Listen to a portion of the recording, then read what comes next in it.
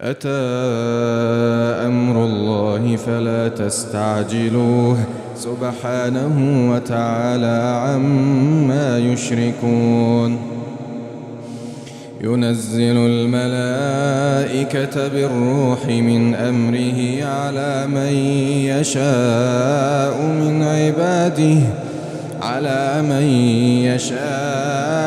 من عباده أن أنذروا أنه لا إله إلا.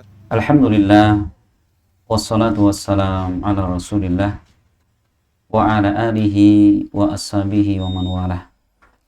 Wa asyhadu an la ilaha illallah wahdahu la syarikalah wa asyhadu anna Muhammadan abduhu wa rasuluh sallallahu alaihi wa ala alihi wasallam.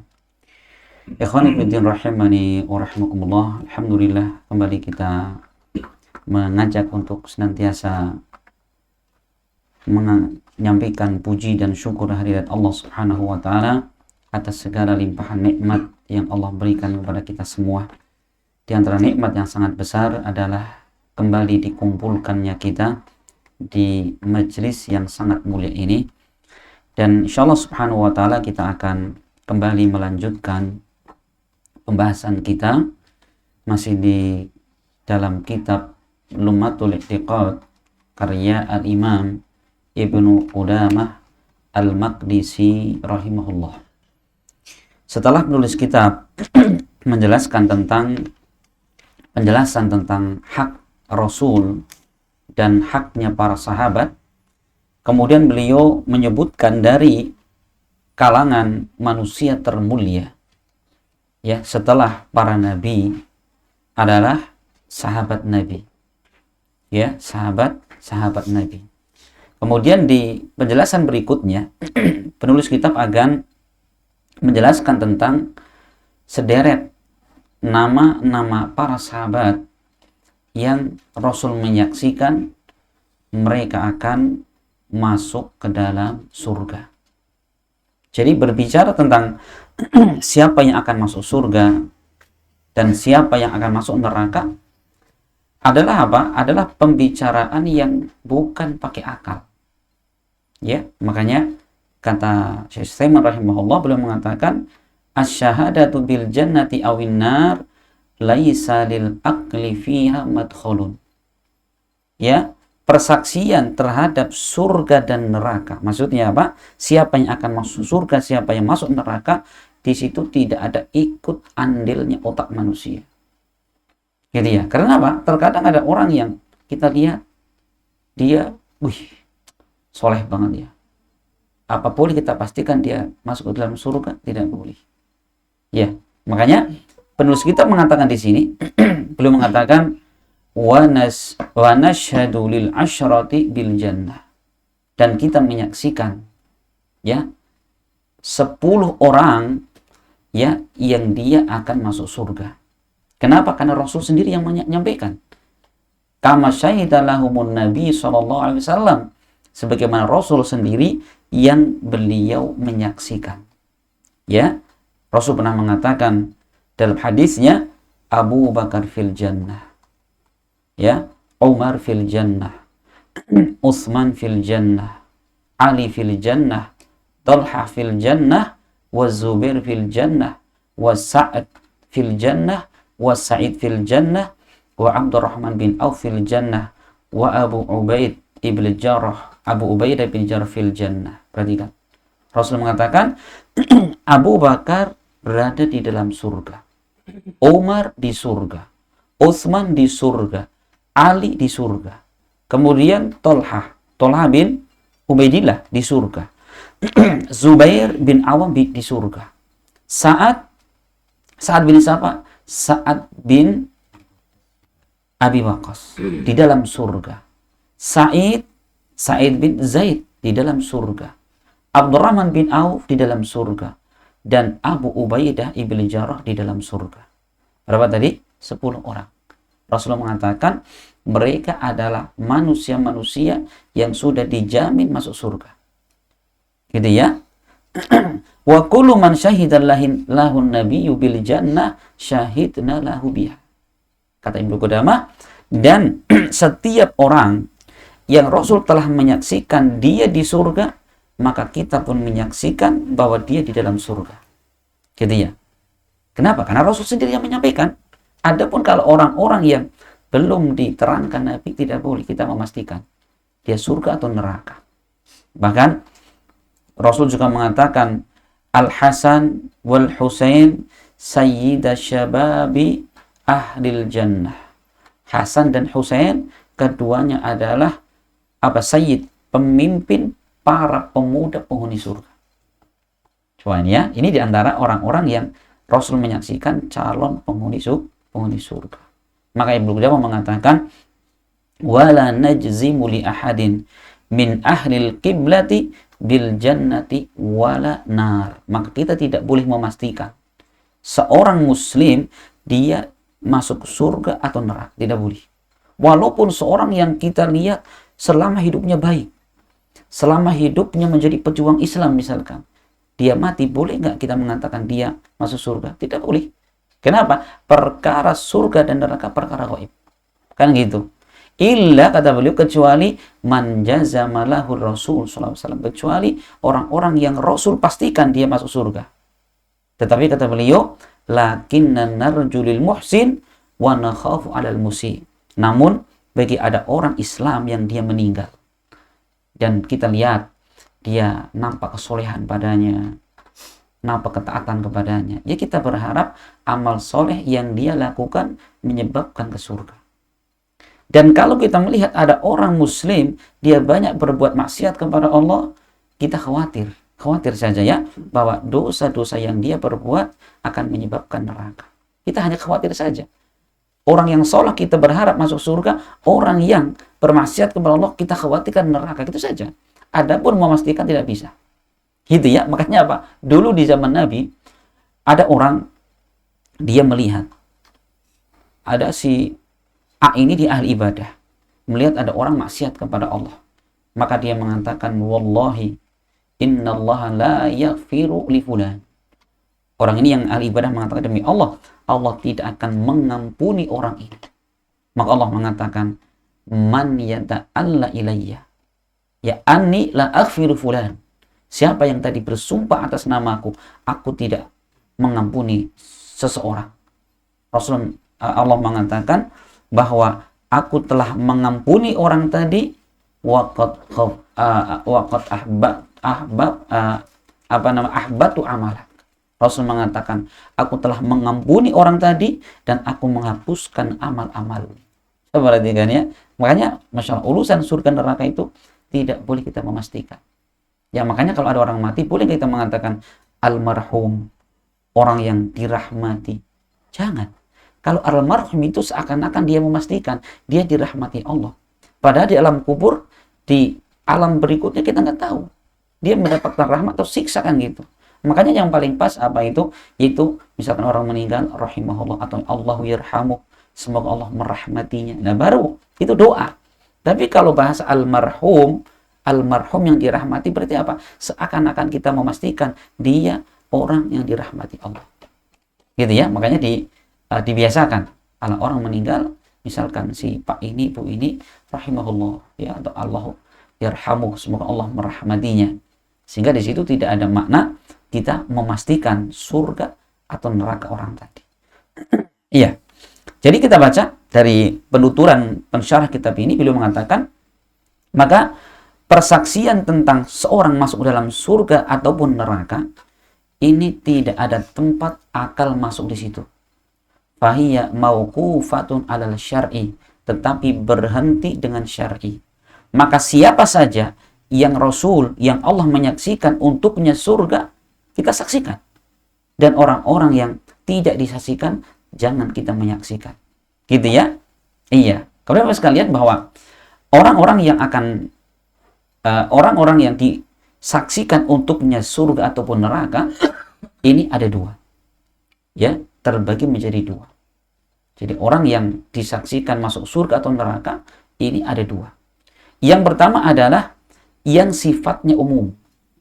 Yang sifatnya umum. Yaitu Allah Subhanahu wa Ta'ala menyebutkan tentang apa? tentang sifat-sifatnya. Ya, seperti bahwa setiap orang beriman pasti masuk surga, kan gitu. Orang-orang bertakwa masuk surga, kan gitu. Allah menyebutkan di antaranya di dalam surat Ali Imran ayat 133 dan 134. Allah mengatakan wasari'u ila maghfiratin min rabbikum wa jannatin arduha samawati wal ard u'iddat lil muttaqin. Dan bersegeralah kalian menuju ampunan dan surganya Allah yang luasnya seperti langit dan bumi, yang dipersiapkan bagi orang-orang yang beriman. Kan gitu. Maaf, orang-orang yang bertakwa. Kan itu. Setiap orang bertakwa surga tempatnya. Tapi apa? Itu adalah sifat. Setiap orang bertakwa, setiap orang beriman, setiap orang beramal soleh, surga tempatnya. Kan gitu. Bahkan setiap orang mukmin surga tempatnya. Ya, orang muslim surga tempatnya. Kan gitu. Itu namanya apa? Yaitu masuk surga yang sifatnya umum, tidak ditunjuk personnya. Nah, adapun yang kedua, yaitu yang sifatnya khusus, yaitu berkaitan dengan person-person tertentu. Seperti tadi, ya Rasul menyebutkan ada berapa? Ada 10 para sahabat Nabi yang Rasul saksikan akan masuk ke dalam surga. 10 tadi, ditambah lagi Hasan dan Husain. Dalam hadis riwayat Tirmidzi tadi, Rasul mengatakan Al-Hasan wal Husain sayyida syababi ahlil jannah. Ya, Hasan dan Husain keduanya adalah pemimpin pemuda penghuni surga. Kemudian Rasul juga pernah menjelaskan tentang siapa? Tentang Thabit bin Qais. Dalam hadis riwayat Imam Bukhari, Rasul mengatakan kepada Thabit bin Qais, innaka lasta min ahlin nar walakinnaka min ahlil jannah. Kata Rasul, wahai Thabit bin Qais, sesungguhnya engkau bukan termasuk penghuni neraka, akan tetapi engkau termasuk penghuni surga. Itu coba perhatikan. Ya, siapa lagi orang-orang yang Rasul saksikan akan masuk surga? Bilal bin Rabah. Kan gitu. Bilal pernah dikata Rasul, ya Bilal, amalan apa yang paling engkau harapkan dengannya mendapatkan surga? Ya, sampai kemudian sendalnya Bilal sudah terdengar di dalam surga. Kan gitu. Iya, ternyata apa? Antara amalan yang dikerjakan Bilal, beliau tidak pernah lepas dari bersuci. Dari kapan beliau batal wudu lagi. Batal wudu lagi gitu. Itu di antara amalannya. Kemudian juga ada sahabat Nabi yang bernama siapa? Uqasyah bin Mihsan. Itu dalam hadis diriwayatkan Bukhari Muslim dari Abdullah ibnu Abbas. Itu Rasul pernah mengatakan ya kepada Abdullah ibnu Abbas, Rasul mengatakan uridat alayyal umam fara'aitun nabiyya wa ma'u ar-rahat wan nabiyya wa ma'u ar-rajul wa rajulan wan nabiyya wa laisa ma'ahu ahadun. Kata Ibnu Abbas, Rasul pernah mengatakan, pernah ditampakkan kepadaku umat-umat, maka aku melihat seorang nabi, dia pengikutnya cuman ar-rahat. Rahat itu bilangan antara 3 sampai 9. Coba, nabi berdakwah beratus-ratus tahun, pengikutnya tidak sampai 10. Antara 3 sampai 9. Kemudian ada lagi nabi, pengikutnya cuma 2. Ada lagi pengikutnya cuma 1. Bahkan apa kata Nabi? Ada nabi lagi yang tidak punya pengikut sama sekali. Gitu ya. Kemudian kata beliau, Farufi Ali, kemudian ditampakkan kepadaku faida sawadun adim. Tiba-tiba ada sekerumbulan manusia hitam yang sangat banyak sekali. Itu apa? Kelihatan dari jauh. Jadi kerumbulan manusia banyak sekali. Rasul mengatakan, fadhanantu annahum ummati, aku mengira mereka adalah umatku. Kemudian dikatakan kepadaku, ini adalah Musa dan kaumnya. Kemudian kata Rasul, fara'aitu, aku lihat lagi, tiba-tiba ada kelompok manusia lebih banyak lagi. Faqilali, kemudian dikatakan kepadaku, hadihi ummatuk, ya Muhammad, ini adalah umatmu. Ya, wa ma'hum sab'una alfan yadkhuluna al-jannata bighairi hisabin wala adab. Dan bersama dengan yang banyak ini ada 70.000 lagi yang mereka akan masuk surga tanpa hisab dan tanpa adab. Masya Allah. Siapa ini yang 70.000 ini? Kira-kira kita masuk apa enggak, Pak? Jadi sebagai pengetahuan, Rasulullah ketika melakukan haji wada, beliau khutbah di situ. Berapa jumlah kaum muslimin? Puluhan ribu. Coba, kalau 70.000, ini para sahabat yang mati-matian bela agama ada di situ. Nah, kita sudah generasi keberapa dari Nabi? Nah, tapi apa? Sampai, Masya Allah, saking sayangnya Rasul kepada umatnya, Rasul minta kepada Allah agar apa? Ada tambahan. Akhirnya Allah menambahkan setiap 1.000 orang ini membawa 70.000 lagi. Masya Allah, setiap 1.000-nya membawa 70.000. Gitu ya. Jadi Masya Allah. Jadi Rasul mengatakan ada yang akan masuk surga langsung tanpa hisab dan tanpa disiksa. Siapa mereka? Rasul di situ tidak menyebutkan personnya, tapi Rasul menyebutkan sifat-sifat mereka. Apa sifatnya? Satu kata Rasul, humul ladzina la yastarqun wa la yaktawun wa la yatatayyarun wa ala rabbihim yatawakkalun. Mereka adalah orang-orang yang tidak minta diruqyah. Masya Allah. Apa ruqyah? Dibaca-bacakan Al-Quran. Dia sakit, dia baca Al-Quran biar sembuh. Dia tidak minta diruqyah. Kenapa? Saking tawakalnya kepada Allah. Ini yang pertama. Yang kedua kata Nabi, wala yaktawun, orang-orang yang tidak melakukan pengobatan dengan cara kai, besi panas. Dia sakit, panaskan besi, ditusukkan pada titik-titik tertentu. Ya, tidak melakukan. Yang ketiga, wala yatatayyarun, dan mereka tidak melakukan tatoyur. Apa tatoyur? Yaitu at-tasya'um, menganggap sial. Baik dengan yang dia dengar, dia lihat, atau dia ketahui. Itu tatoyur. Seperti dia dengar, kalau ada suara burung hantu, ini keluarganya mau mati. Nah, itu kan? Itu tatoyur. Atau mendengar sesuatu. Atau melihat sesuatu. Melihat kalau lagi di jalan, tiba-tiba ada keranda lewat, kita mau sial. Mau celaka kita. Harus buang koin, biar apa? Buang sial. Hati-hati Pak. Itu nggak boleh ada dalam hati itu. Jadi itu tatoyur namanya. Atau dengan sesuatu yang ketahui. Contoh, angka-angka tertentu. Ini kalau angka 10, bagus. Bisa ngegulin terus kan. Tapi angka berapa yang sial Pak? 14 ya? 13. Pokoknya ada nggak pemain Indonesia sepak bola nomor 13? Ada ya? Itu sebagian orang, mereka subhanallah khawatir kalau dapat nomor 13 sial. Nah, itu termasuk tatoyur. Ya, termasuk tatoyur. Atau dengan hari tertentu, hari Sabtu jangan perjalanan, hari sial. Atau bulan tertentu, kalau orang jahiliyah dulu punya bulan pantangan, bulan Safar. Jadi Safar, mereka nggak berani. Mau nikahin anaknya nggak berani. Kenapa? Nanti bubar keluarganya. Bangun rumah nggak berani, nanti ambruk. Nanti anaknya berani, nanti dokternya salah motong.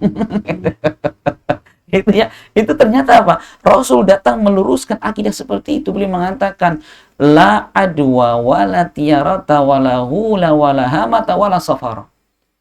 Di dalam Islam itu tidak ada adwa, penyakit menular dengan sendirinya.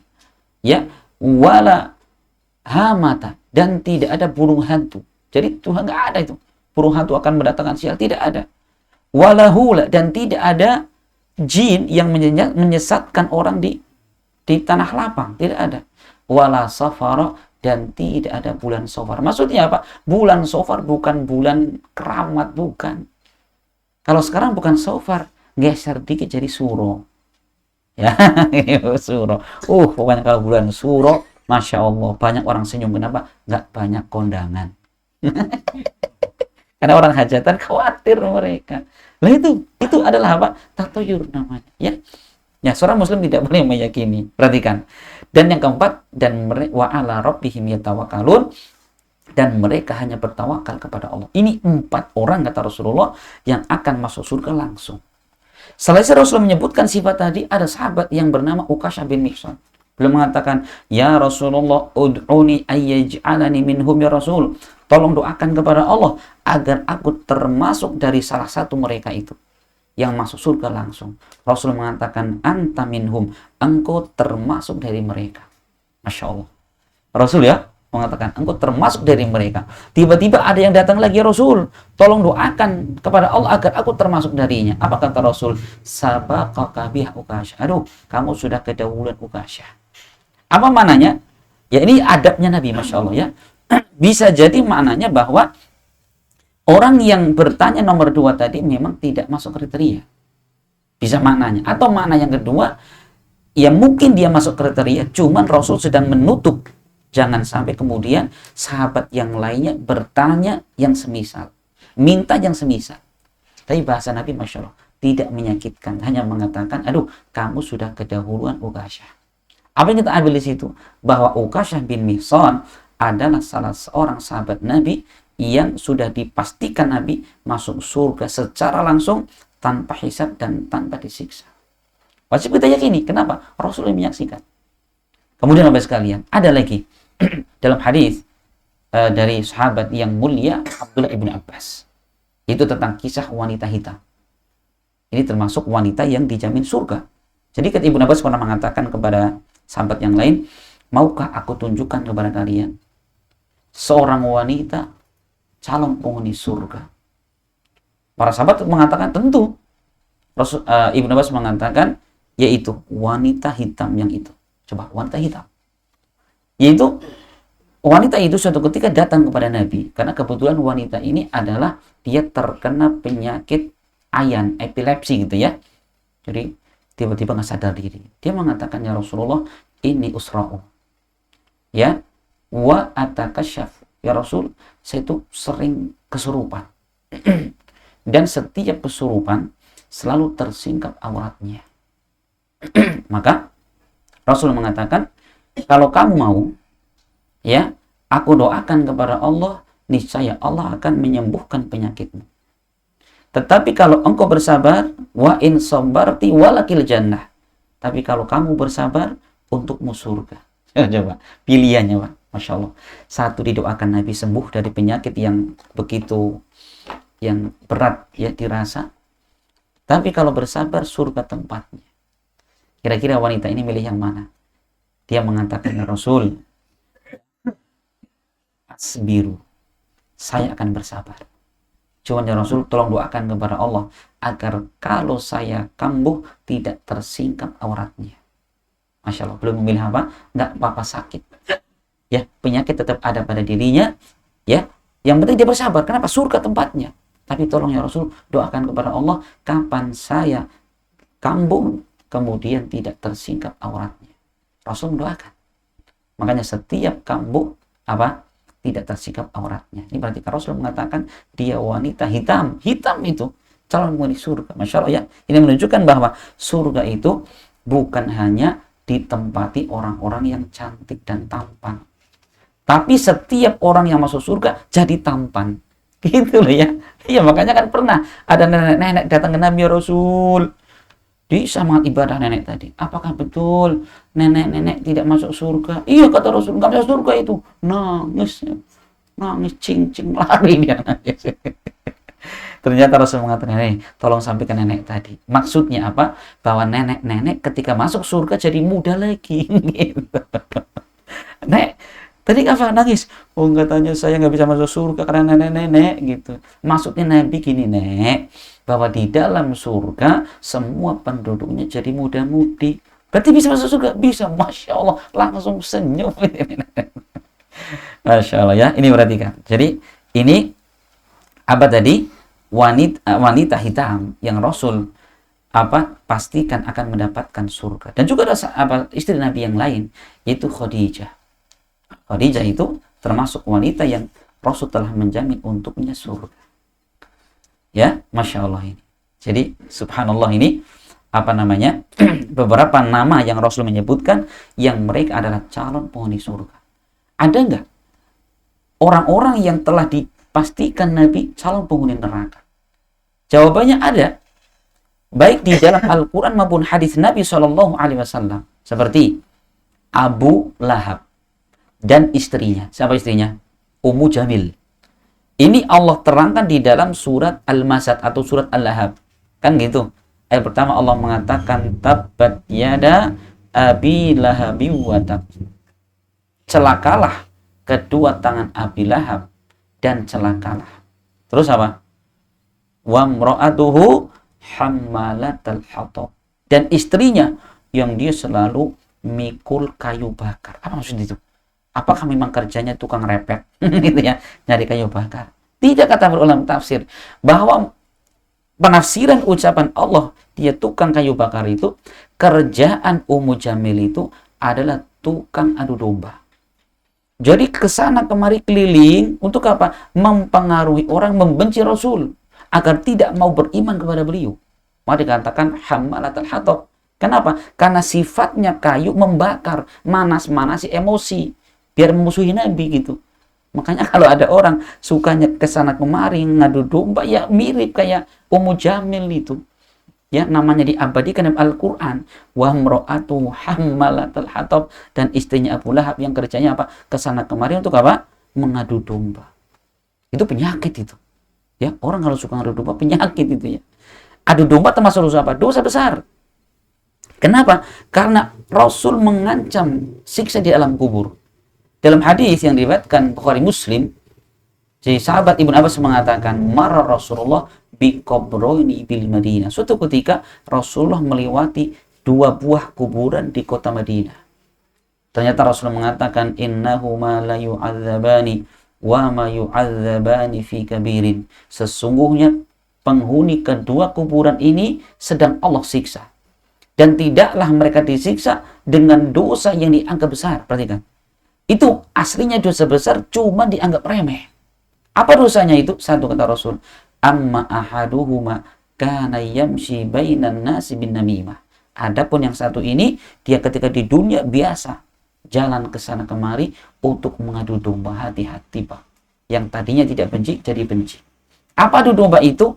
Yaitu naqlul kalam ilal akhar li ajril ifsad. Menukilkan ucapan orang lain kemudian disampaikan kepada orang yang lain agar terjadi kerusakan dalam hubungan. Ini lagi musim kampanye. Hati-hati ini, Masya Allah. Kita jangan latah ya. Loh, ini mau astagfirullahaladzim. Awas, calon pertama muslim, 2 muslim, 3 muslim. Mereka masih saudara kita seiman. Perhatikan sekalian. Ya, kehormatan mereka haram untuk kita bicarakan. Perhatikan sekalian. Ya, kalau condongnya ini, ya sudah, diam saja sudah. Jangan jelek-jelekin yang lain. Ini perhatikan, namimah, hati-hati. Apalagi jadi curkam-curkam itu. Datang ke sini lobby per RT, per RW, per desa. Semua di lobby dengan jelek-jelekin. Subhanallah. Berapa pahala yang kita hilang? Ya, bukankah Rasul mengatakan bahwa orang yang bangkrut di hari kiamat siapa? Man ya'ti yaumal qiyamati bis salati wasyami wazakah. Rasul mengatakan, tahukah kalian siapa orang yang bangkrut itu? Kata para sahabat, orang yang bangkrut itu orang yang nggak punya duit, nggak punya barang dagangan. Rasul mengatakan, bukan itu orang bangkrut itu. Orang yang bangkrut, kata Nabi, orang yang datang pada hari kiamat, dia membawa pahala sholat, puasa, zakat, sedekah. Tapi apa? Dia pernah bunuh orang ini, mukul orang ini, nyaci maki orang ini, ngambil harta orang ini. Akhirnya apa? Kebaikan yang dia berbuat diambil dan diberikan kepada orang yang pernah dia caci maki. Sampai akhirnya habis kebaikan dia. Bagaimana? Masih ada orang protes sama Allah, ngadu sama Allah. Akhirnya apa? Keburukan dosa-dosa orang yang kita zalimi ditimpakan kepada kita. Coba perhatikan. Kalau andikan dalam setahun ada pilihan ketua RT, namimah, adu domba. Pilihan lurah, adu domba. Pemilihan kepala daerah, adu domba. Gubernur, presiden, setahun 5 kali. Dosa kita habis itu sudah. Dosa kita, pahala kita. Ya, hati-hati itu. Makanya subhanallah ini. Itu yang pertama. Rasul mengatakan dia disiksa kenapa? Namimah, adu domba. Wa ammal akhir, adapun yang ini kata Rasul, kana la yastanzihu minal baul, karena dia tidak membersihkan diri dari bekas percikan air kencing. Dalam riwayat lain dikatakan la yastatiru minal baul, dia tidak menutup diri ketika buang air kecil. Ini hati-hati nih. Ada 2 makna ya. Itu ada bisa maknanya ketika kencing dia nggak cebok. Hati-hati nih, nggak cebok. Atau cebok cuma nggak bersih. Nah, hati-hati itu. Itu salah satu sebab apa? Siksa di dalam kubur. Atau yang kedua, dia buang air tapi apa? Nggak nutup diri jadi pandangan orang. Pokoknya di pingin mana, di pinggir jalan ya sudah. Terutama sopir travel ini jauh-jauh ini. Di jalan tol. masih jauh. Akhirnya sudahlah, ini banyak kepanasan, disiram sekalian gitu. Akhirnya hangat, kosong, nanti hati-hati. Sambil travel truck, hati-hati di pinggir jalan, ditonton sama orang. Nah itu, ya, dia tidak tutup diri dari apa? Dari pandangan manusia. Itu bisa menyebabkan apa tadi? Siksa di alam kubur. Nah, hati-hati ya. Nah, kita kembali. Jadi bahwa di antara orang yang Rasul saksikan akan masuk neraka adalah sahabat tadi, Abu Lahab dan istrinya. Ya. Kemudian siapa lagi? Paman Rasul yang bernama Abu Thalib. Ya, karena Rasul pernah mengatakan bahwa ahwanu ahlin nari adaban Abu Thalib. Manusia yang paling ringan siksaannya di neraka adalah Abu Thalib. Bagaimana siksaannya itu? Wa huwa munta'ilun bina'laini yaghli minhuma dimahu, rawahul Bukhari. Yaitu dia dipakaikan terumpah sendal dari api neraka, ternyata apa? Yang mendidih adalah otaknya. Itu siksaan neraka yang paling ringan. Bagaimana kalau yang paling berat? Ya nggak kebayang. Kemudian Rasul juga pernah menyebutkan tentang seorang yang telah dipastikan masuk neraka. Itu ada orang namanya Amr bin Luhai. Ingat bagaimana kisahnya? Amr bin Luhai itu adalah orang yang menjadi pelopor, mendatangkan apa? Berhala ke Mekah. Dulu di zaman itu belum ada patung di Ka'bah dan sekitarnya. Ya, sampai Ibnu Abbas mengatakan bahwa generasi antara Nabi Adam sampai Nabi Nuh alaihissalam itu ada 10 generasi, semua di atas tauhid, semua di atas Islam, tidak ada kesyirikan. Nah, kemudian ketika orang-orang ini ekstrim berlebihan, hulu kepada orang-orang soleh baru, ya mereka etikaf di kuburan, mereka bangun masjid di atas kuburan, mereka bikin gambar, bikin foto, bikin patung dengan gambarnya orang soleh, lama-lama disembah. Termasuk yang pertama kali membawa berhala ke Mekah ada orang namanya Amr bin Luhai. Amr bin Luhai ini penduduk Mekah. Dia terkenal seorang yang agamis gitu ya. Senang bicara tentang kalimat bahasa hikmah, senang baca kitab-kitab terdahulu. Cuman akidahnya tidak lurus. Ketika Amr bin Luhai melakukan perjalanan ke negeri Syam, yang di sana banyak orang musyrikin, banyak orang Nasrani, ya dia melihat ada orang sedang nyembah-nyembah kepada patung. Dan dia menganggap, ini baik ini cara gini. Ini kalau dibawa ke Mekah bagus ini. Nah, setan kemudian apa? Menjadikan Amr bin Luhai mimpi. Apa isi mimpinya? Isi mimpinya itu bahwa di suatu tempat telah tertimbun salah satu patung dari patung orang soleh di zaman Nabi Nuh. Coba setan bisiki lewat mimpi. Keesokan harinya bangun meruput pagi-pagi, langsung cari tempat tersebut, digali ada. Akhirnya dibersihkan, kemudian digotong bawa ke Mekah. Ditaruh di mana? Di sekitaran Ka'bah. Ngajak orang Mekah. Akhirnya apa? Orang Mekah juga apa? Senang bikin patung-patung. Sampai Rasul melakukan Fatu Makkah ada 360 apa? Berhala. Siapa yang pertama kali? Amr bin Luhai. Ya, yang Rasul pernah mengatakan dalam hadis riwayat Bukhari, ra'aitu yajurru am'a'ahu finnar. Aku melihat Amr bin Luhai, dia menarik isi perutnya di dalam api neraka.